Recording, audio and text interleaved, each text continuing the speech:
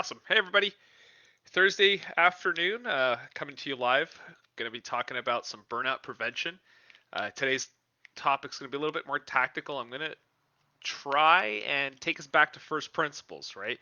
What are some of the things that we can do to help preserve our energy so that we don't get overwhelmed, burnt out, tired, and give up on things? I think that all of us, myself included, go ebb and flow in our energy cycle. And I know that different things come up for us as we get older, as we take on more responsibilities.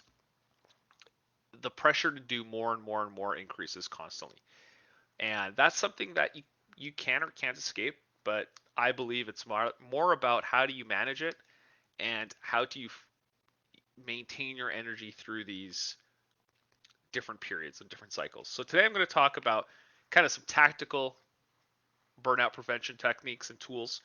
And it first starts with our energy, right? One of the things, one of the biggest symptoms of being burnt out is lack of energy. I think we all feel this way. I know I've been feeling this way lately, where you're a little bit run down, a little bit tired, and your energy gets stretched thin, right? And you kind of look at where you're going to put this energy. Where are you going to focus, right? And I think for most of us, we have the different areas. There's work, obviously, takes a lot of our energy. There's the family, right? We put a lot of our energy into them. Ourself, usually this is what we sacrifice the most when we're trying to spread ourselves thin. I like to put this other category in too. It's like home operations, right? This is this day-to-day stuff that becomes a grind. From my experience, it becomes a grind, whether it's the yard work, whether it's laundry, whether it's cleaning, whether it's doing all of those day-to-day things, getting the kids ready for school, putting them to bed, those kind of issues that we have. And really what we're trying to do, this is just a balancing act. So what we're doing here is just trying to balance, who's going to get the energy and how are we going to share it around, right? And sometimes when everything starts to crank up, that's when we shut down. So what are some tactical tools that you can use to help you focus, help you get all the things around you maintaining, some positive momentum, because that's really all you need in these low energy times. I don't feel like you can always operate at a super, super high level. There are going to be ebbs and flows. And I know that when we're feeling great, we're executing at really high levels, we're doing so much, we're getting so much done. But when we're in a low, we look and we compare ourselves to when we're feeling at our best and our highest. And this can happen even if you're not burnt out. This could happen if you're sick, if you're injured, if you're kind of going through an emotionally low phase, right? All of these times, what can happen is we can take that low energy period, and then what we do is we pile on, and I think this is what happens that makes it worse. We take whatever's going on here, and then we pile on our thoughts,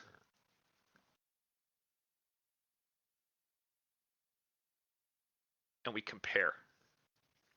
So we compare and we judge.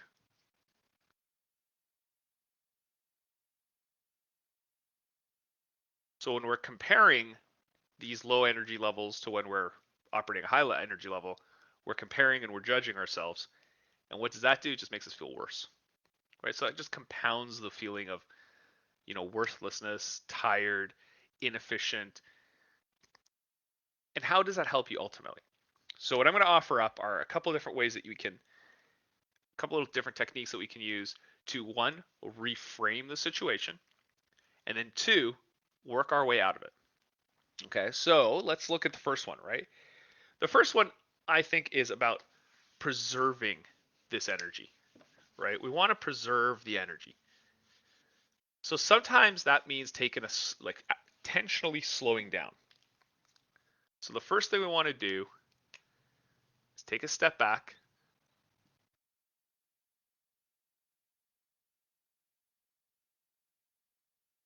and list out all of our priorities. Okay, true priorities. What are the things that have to get done? in order to keep our lives moving forward. So, it's funny in business finance they call this you know, the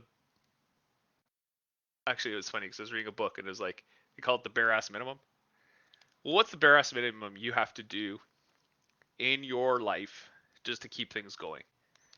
And then focus on putting your energy into fixing of doing those absolute bare necessities. Okay? Once you've listed them out, use that energy intentionally.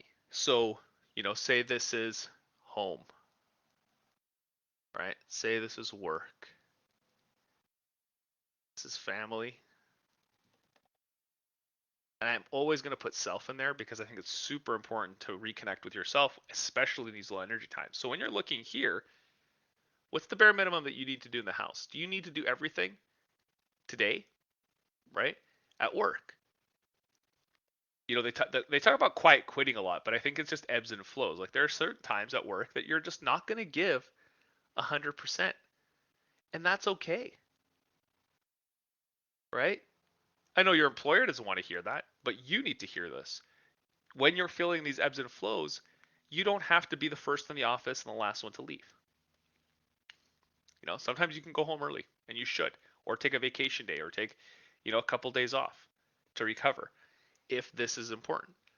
And then for your family, well, how much energy do you, with the energy that you're using, you can reduce your time, but increase your attention. So instead of hanging around your kids for 4 hours, maybe just sitting around with them for 30 minutes, 40 minutes, but spending real quality time will help you in the long run. And then this is where you need to double down and I think do 2 times as much work for yourself than you're doing in any of these other categories when you're in this low energy phase, right? So the focus is to use your energy intentionally.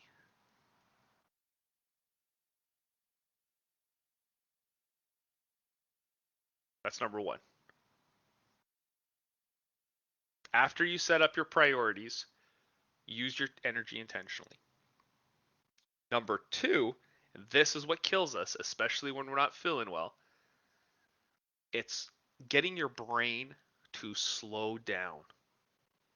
Your body's tired, you're fatigued, but your brain's moving at a mile a minute because it's filled with, like I said, judgment.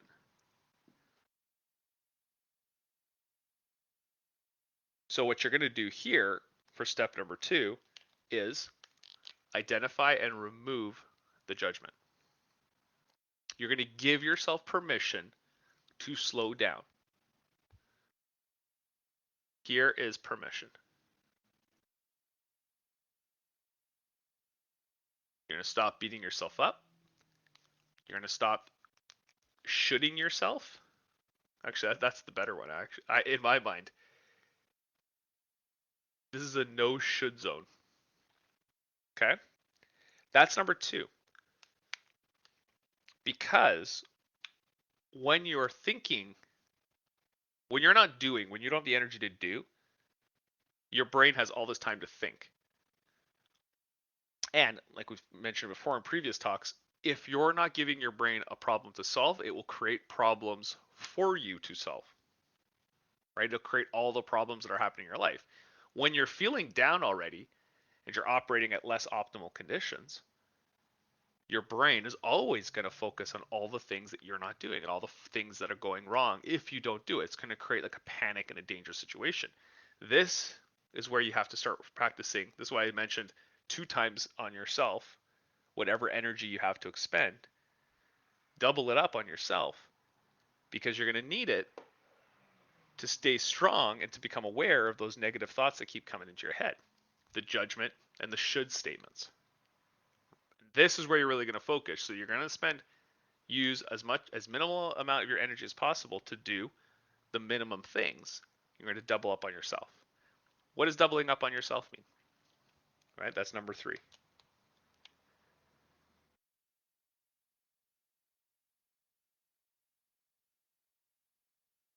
So if I'm doubling up on myself, that means maybe I need to sleep a little bit more. Maybe I need to take that day off. Maybe I need to carve out more time to just relax, reconnect with the things that I love to do.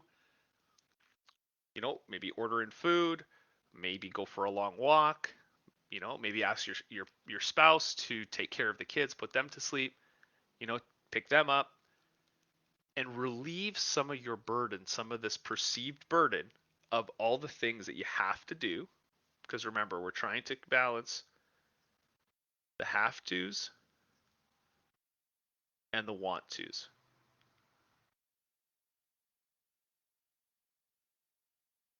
Okay? So that's really the three things that I would focus on when you're feeling in a low energy state and you're trying to get out of it yourself, and trying to kick to the next level until things stabilize and you can start to feel yourself again. Start doing things intentionally, right? Focus on your priorities. So, first thing, take a step back, focus on your priorities, intentionally do what you need to do in the areas that you have to do, the minimum, and then layer in more. Removing judgment and shoulds. You're not looking for perfect work here. This isn't about perfection. This is about managing a low energy cycle. And then again, doubling up time on you, giving yourself back some of that energy to recuperate, to rejuvenate, to do something that will help fire you up. All right? That's all I've got today, guys. I hope it was helpful. I hope you guys took some nuggets out of that, and I look forward to chatting with everyone next week. Have a good one. Bye.